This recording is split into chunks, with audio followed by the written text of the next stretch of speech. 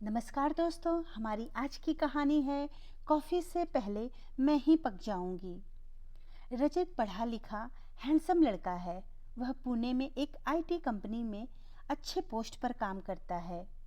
हफ्ते में 3 दिन वह ऑफिस जाता है और 2 दिन वर्क फ्रॉम होम करता है। और आज रजत का वर्क फ्रॉम होम है। रजत ऑफिस का काम निपटाकर एक नई बुक पढ़ने लगा।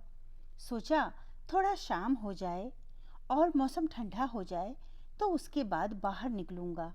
यह सोचकर वह बुक पढ़ने लगा कि तभी उसका डोरबेल बजता है।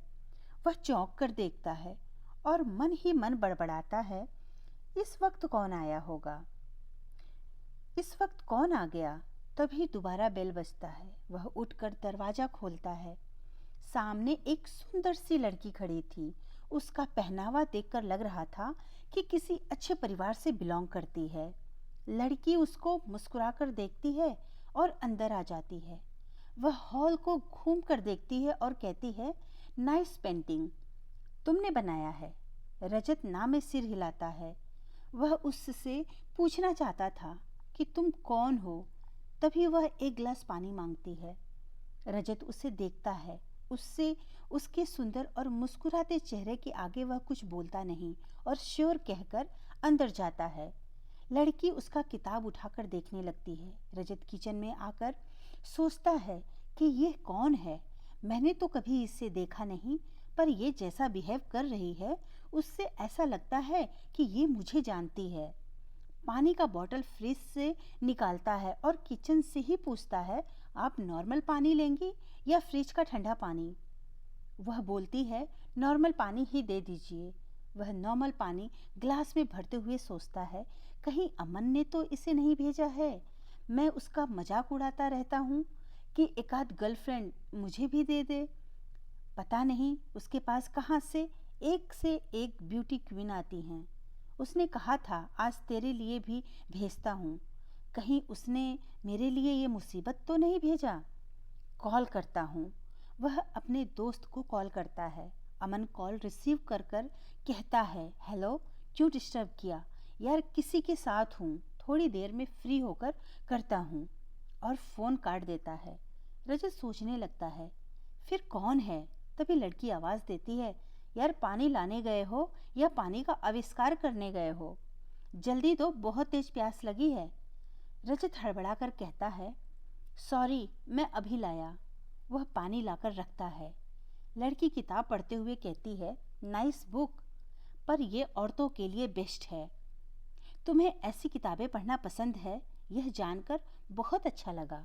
वह पानी पीकर ग्लास रखती है, फिर रजत को देखकर कहती है, बहुत प्यास लगी थी, आपने मुझे पानी पिलाया, उसके लिए बहुत बहुत धन्यवाद। अब एक हॉट कॉफ़ी मिल सकती है क्या, प्लीज़, अगर आपको कोई दिक्कत ना हो तो। रजत हड़बड़ा कर कहता है, हाँ हाँ, क्यों नहीं, बस 2 मिनट।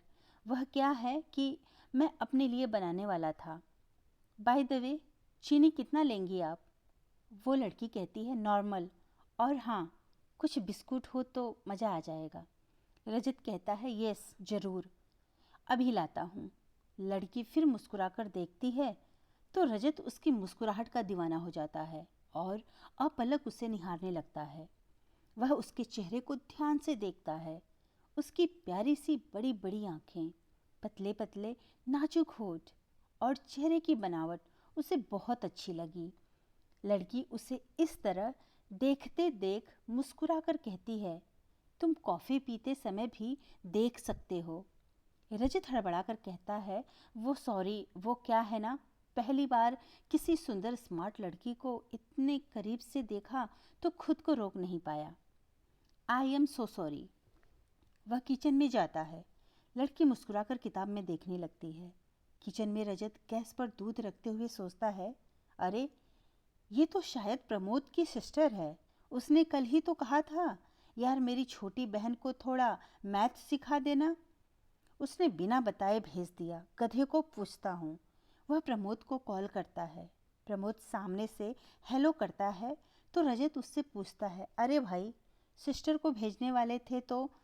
तभी प्रमोद बात काट कर बोलता है, सॉरी भाई, वो नेक्स्ट वीक से आएगी।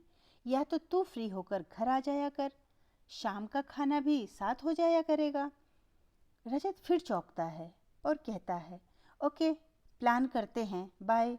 वह फ़ोन काट कर सोचता है, यार फिर ये कौन है। उसे याद आता है लास्ट वीक में माँ ने कहा था कि वो एक लड़की देख रही हैं उसके लिए। वह वहीं पुणे में ही रहती है। वो तुझे कॉल करके मिलने आएगी या तू चले जाना। बिल्कुल तेरे मूड की है, बिंदास, सुंदर और स्मार्ट लड़की है। अपने दूर के रिश्ते में है। बात जम गई तो फटाफट शादी कर देंगे। ओके, तो वो मैडम माँ से एड्रेस लेकर डायरेक्ट इंक्वायरी करने आई हैं। तो यह बात है। तभी लड़की फिर आवाज़ देती है, हेलो मिस्टर, कॉफ़ी मिलेगी या जाऊं? रजत हड़बड़ा कर कहता है, लाया यार, थोड़ा पकने में टाइम लगता है। तभी तपाक से वो लड़की कहती है, यार कॉफ़ी से पहले तो मैं पक जाऊंगी। रजत सोचता है, इतनी जल्दी यार भी बोलने लगी तो ज़रूर माँ वाली होगी। माँ से पूछता हूँ। वह माँ को कॉल करता है। माँ कॉल उठाकर पूछती हैं, बोल बेटा, इस वक्त कॉल किया, कुछ काम है क्या? रजत कहता है, माँ को कॉल करने के लिए भी टाइम फिक्स करना होगा। माँ कहती है, अरे नहीं बेटा, तू जब चाहे तब कर सकता है, तेरे अलावा हमारा है ही कौन। हमेशा तू सुबह शाम कॉल कॉल करता है, इसीलिए पूछा। अच्छा बाबा, सॉरी। रजत हड़बड़ा कर कहता है, अरे नहीं माँ, इसमें सॉरी वाली क्या बात है। अच्छा, वो जो लड़की बताई थी आपने, वो? माँ बीच में बोलती है, बेटा वो अभी घर आई है, नेक्स्ट वीक पुणे जाएगी, तब मिलेगी। बहुत अच्छी लड़की है, हम तो कल ही मिलकर आए हैं। तुझे बताने वाली थी पर बातों बातों में रह गई। चल, कुछ और काम था क्या? रजत कहता है, नहीं बस ऐसे ही बात करने का मन हुआ। ओके माँ, लव यू। फ़ोन रखकर ट्रे में कॉफ़ी और बिस्किट रखकर लड़की के पास आता है। वह बहुत ही कंफ्यूज है कि आखिर ये है कौन। वह ट्रे रखकर कहता है, यह लीजिए मैडम आपकी कॉफ़ी। उसकी ओर देखता है और ट्रे टेबल पर रखता है। लड़की मुस्कुराकर कहती है, मुझे माफ़ करिएगा, मैं अपना परिचय नहीं कराया मैंने। मेरा नाम स्नेहा शर्मा है। वह कॉफ़ी का सिप लेती है और कहती है, वाह क्या टेस्टी कॉफ़ी बनाई है, तुम भी लो, अपना ही घर समझो। और हंसने लगी। और हंसते हुए ही वह बिस्किट उठाते हुए पूछती है, और आपका नाम क्या है? रजत कुछ सोचते हुए कहता है कि मेरा नाम रजत उपाध्याय है, एक आईटी कंपनी में हेड ऑफ डिपार्टमेंट हूँ। वह भी काफ़ी कॉफ़ी पीते हुए उसे ध्यान से देखने लगता है। वह उसे देखते देख मुस्कुराकर पूछती है, आपकी कोई गर्लफ्रेंड? रजत उसे देखता है और कहता है, अभी तक तो नहीं है, काम से फुर्सत ही नहीं मिलती है, तो गर्लफ्रेंड कहाँ से ढूंढूं? उसके इस बेबाकपन पर स्नेहा को हंसी आती है। वह कहती है, कमाल है, आजकल के लड़के लड़कियां पहले जी जीएफ और बीएफ बनाते हैं, फिर बाकी का काम करते हैं, और आप जनाब को फुर्सत ही नहीं, ग्रेट हो। रजत मुस्कुराकर कहता है, तुम्हारी बातों से लगता है कि तुम्हारे बहुत बॉयफ्रेंड होंगे।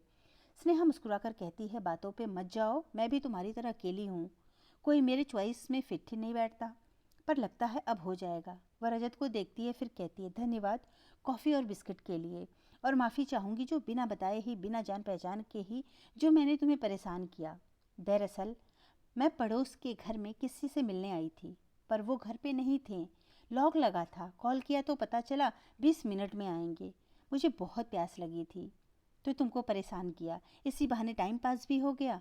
वह दरवाज़ा खोलती और मुस्कुराकर कहती है, मैं दोबारा कॉफ़ी पीने आना चाहूँगी, अगर तुम्हें प्रॉब्लम न हो। रजत मुस्कुराकर कहता है, मैं भी इस मुस्कुराते चेहरे को बार बार देखना चाहता हूँ, अगर तुम्हें एतराज़ न हो तो। स्नेहा कहती है, श्योर, आखिर मुझे भी तो एक बॉयफ्रेंड चाहिए, तो सामने से मेरे मूड का मिल रहा है तो मैं उसे छोड़ना नहीं चाहती। Bye, see you. Mobile number कल की कॉफ़ी के बाद दूंगी। दोनों एक दूसरे को बाय बोलते हैं। तब तक पड़ोस का दरवाज़ा खुलता है। स्नेहा भी उसे देखते हुए बाय करके जाती है। रजत दरवाज़ा बंद कर मन ही मन कहता है, अच्छा हुआ कि किताब पढ़ने के बहाने घर में ही रहा, अगर मैं बाहर चला जाता तो इतनी खूबसूरत लड़की से मुलाकात कैसे होती। और मुस्कुराने लगता है। धन्यवाद दोस्तों, कहानी अच्छी लगी तो लाइक और सब्सक्राइब ज़रूर करिएगा, और कहानी दोस्तों को शेयर भी ज़रूर करें।